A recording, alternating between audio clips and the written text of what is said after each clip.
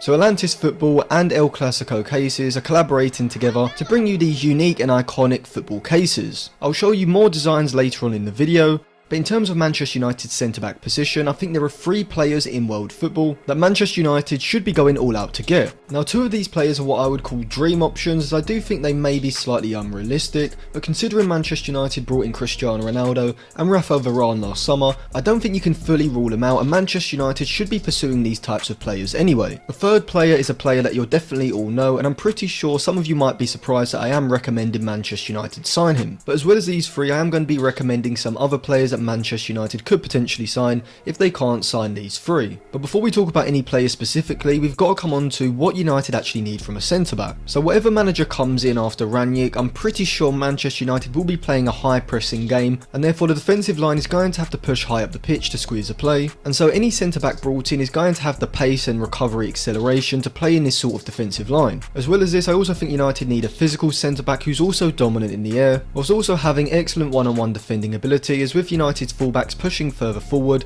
the centre-backs are going to get drawn out into the channels and have to defend in these one-on-one situations. But this centre-back also needs to be a very good ball player, having the ability to progress the play either through incisive passes into players between the lines or through their ball carrying ability. And obviously with them being a defender, you'd expect that they should be positionally sound and not error or injury prone. So pretty much Manchester United need a ready-made top-level centre-back. Now the problems with United's current centre-back options is that Eric Bailly can look like a world-class centre-back, but he can also look like he's just lost his head, and he'll play well for a couple of games and then not feature at all for like a month or 2. Lindelof is another player that on his day can look like he's a top-level centre-back, but he, like Bailly, has an error in him. He's not the most physical centre-back, he does struggle in the air, and whilst I do think he's a good backup option for Manchester United, I do think United need to improve upon him in their starting 11. I don't think Tuanzebe's good enough to be a starter long term for United, so should probably be sold, and so should Harry Maguire if United can even get him off their books, as I don't think he's even in United's top 3 centre-backs at the moment. He plays like he's wearing wellies, and at the moment I probably have more confidence in Phil Jones in that back line than I do in Maguire, but unfortunately just getting Phil Jones on the pitch is a struggle enough. So United need to bring in a player who can partner Varane in a centre-back pairing, as well as being able to play on the left side of a back 3, as I do think this would give United some system versatility. So now we come on to the actual options, but before I analyse each specific player, let me tell you about Atlantis Football's new collaboration with El Clasico Cases. The company was set up by 2 die-hard fans from Northamptonshire who wanted to provide great quality phone cases that would protect your phone from damage, but also showcase a unique and iconic football moment. For Manchester United fans, you've got the Ronaldo Sue celebration, the Ronaldo free kick stance, the Fergie time one, the Cantona kick, and the Pogba dab celebration, but there are also some other great ones for neutral fans, such as the Neymar rainbow flick, the Zidane headbutt, and goal celebrations from the likes of Jamie Vardy, Erling Haaland, Lionel Messi, and of course they've got David Beckham's free kick against Greece. All of these cases cost under £20, and they're so confident of the quality that they even have a money back guarantee. So if you're a football fan in need of a phone case, this one's a no-brainer, and if you use code AF at checkout, you'll also get 25% off your order. So I'll leave their site linked in the description below, and anything you do buy would be helping to support the channel, so would be very much appreciated. So my first option for Manchester United is going to be Sevilla's Jules Koundé. Koundé is a 23-year-old French international, and even though he's only 5'10",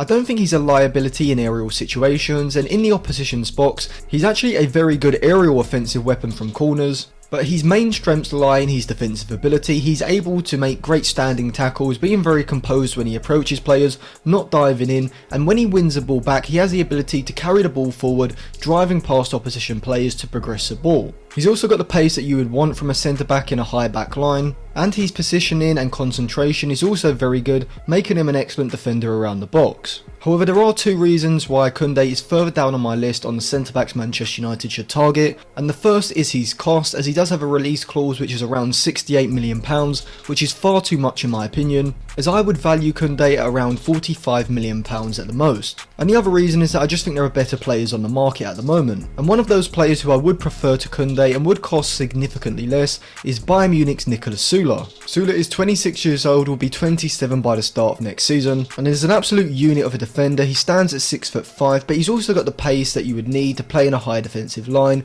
He's not sluggish like Harry Maguire, and he's a very good one-on-one defender. As seen as he's completed 1.4 tackles per 90 this season in the Bundesliga, whilst only being dribbled past 0.1 times per 90 minutes, the lowest of any centre back in the league, and giving him an extremely impressive tackle success rate of 93%. He's also a very good front foot defender, having the reading of the game to step out of the back line to either put in a tackle or make an interception. But he's also very good on the ball as well, as his FBref report shows, as when compared against every other centre back in Europe's top 5 leagues over the past 365 days, he ranks in the 96th percentile for progressive passes and the 90th percentile for progressive carries, which are both metrics that Manchester United are going to need a centre back to be high in, as it will give them a greater ability to break down compact defensive units. But the reasons why I prefer Sula to Koundé is firstly because of his physical strength. He's a lot taller, he's a lot more aerially dominant as well, but also his contract expires at the end of the season, meaning that Manchester United wouldn't have to pay a transfer fee for him and would only have to give him a slightly increased signing on fee, meaning that he'd probably only cost around 10 to 15 million pounds. However, the reason he's not higher up on my list is because I think the next players who I'm going to mention are better overall defenders, as I don't think Sula or Koundé are what you would call world class just yet. But now we're going to move on to my main targets, and I'll split them into two categories: my two dream players in this position and two other players who I do think are more realistic but are still very good options that Manchester United should be targeting. So the first dream option, who may be out of Manchester United's range come the summer, is Marquinhos at PSG. I do think Marquinhos has really established himself as probably one of the top 3 best centre-backs in world football, up there with the likes of Ruben Dias and Virgil van Dijk, and I would definitely say that he's world class. He's 27 now and will be 28 by the end of the season, and he does have just 2 years left on his PSG contract, which does expire in 2024, so maybe he is gettable for Manchester United, but they would certainly have to put in a massive bid, probably upwards of around £80 million I would say, and that's even if PSG would be willing to sell him. But I don't think PSG are going to let him go because he is their best centre back, so my other dream option would also be a player who I think maybe would be out of Manchester United's range for the summer, but it is still worth trying, as I do think it's a possibility, and it is Lucas Hernandez at Bayern Munich. And like Marquinhos, I would definitely say he's in that world class bracket. He's one of my favourite defenders. He's a fantastic one-on-one defender, his tackling ability is superb, his positional play is excellent as well, as he did play under Diego Simeone, and when you watch him play, he seems like the exact type of defender that Simeone would love. His reading of the game and game intelligence is very good as well, and also because he was a left back for most of his career, winning the World Cup with France at left back, he does have incredible ball playing ability, having the ability to carry the ball forward, dribbling past the opposition's midfield and forward line, whilst also having very good incisive and long passing ability. And you can see just how good Lucas Hernandez is at doing this, as he ranks in the 99th percentile for progressive passes and the 97th percentile for progressive carries. And he also ranks in the 98th percentile for tackles completed and the 90th for pressures, which, considering he plays for Bayern Munich, the best side in the Bundesliga, shows how good he is to be ranking this highly for these defensive metrics. Now, Lucas, like Marquinhos, does have just 2 years left on his contract, with his contract expiring in 2024, and like Marquinhos, I don't think Bayern Munich are going to be willing to let him go. He's probably going to cost in excess of 60 to 70 million pounds, considering I think they signed him for around 62 million pounds from Atletico Madrid, so it's probably going to cost even more than that. And that's even if Marquinhos or Lucas would want to come to Manchester United. That's why I've separated these two as dream options, as I do think Manchester United should be pursuing them, but I would categorise them as unrealistic. So now we move on to my main two targets, and to be honest with you, I'd be happy with either one. And if I'm honest, I do constantly change my mind about which one I prefer, but I'm not going to sit on the fence, so my second main target would be the former Chelsea player Fikayo Tomori. So Tomori only recently turned 24, and since his £25 million move from Chelsea to AC Milan, the defender has been absolutely fantastic. And I'd go as far to say he's probably England's best centre-back at the moment. He's lightning quick, he's got all the physicality you would want. He's also a very good reader of the game, knowing when to step out of the defensive line and being assertive with his decision making to either put in an aggressive tackle or make an interception to win the ball back. But his best asset is his recovery ability, so when the ball goes in behind the AC Milan back line, Tomori has the pace to keep up with most attackers in world football, and he's a fantastic sliding tackler as well, being able to use his strength and body positioning to get his body in the correct position to put in a well-timed tackle and stop the attacker running through on goal. For a player who's just 24, his lack of errors in his game is absolutely phenomenal, very rarely making a defensive mistake. I wouldn't call him world class just yet, I'd definitely say he's moved into that top level centre back bracket. He does need to do it for a bit longer as well to be fully categorised in that bracket. However, to me, I do think Tomori in the next few seasons will move into that world class bracket. And I think any club that signs him for around 50 to 60 million pounds is going to get one of the best centre-backs in the world for the next 10 or so years. And so you can probably tell how highly I rate Tomori. He does need to improve his ball playing ability. His long passing ability to switch to play with either foot is very good, but I do think he can improve his ability to play incisive passes into plays between the lines, or his ball carrying ability from deep. He'd probably cost around 50 to 60 million pounds, and I definitely think Manchester United should do that deal if they can't get my number one target, which would be Chelsea's Antonio Rudiger, whose contract does expire at the end of the year. And even though his wage demands of around £220,000 per week and a signing on fee of $20 million does seem very hefty, you have to remember he is in the prime of his career, 28, nearly 29, and you're not going to be paying a transfer fee to Chelsea, so he's really only going to cost around 20 to 25 million pounds if you wanted it as a transfer fee.